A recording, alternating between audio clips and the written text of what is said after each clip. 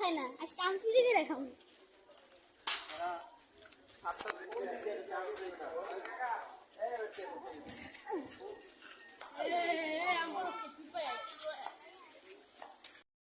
তোর কাছে নাম আমার মনে চেয়েছে দেখতে আমি খাইছি, তোর মন চেয়েছে তোর পিঠা মুখি ওখানে যে আম ফিরে গেলে আমি যে গালি জায়গাতে কি হচ্ছে তা আমি খেতে পারবো না।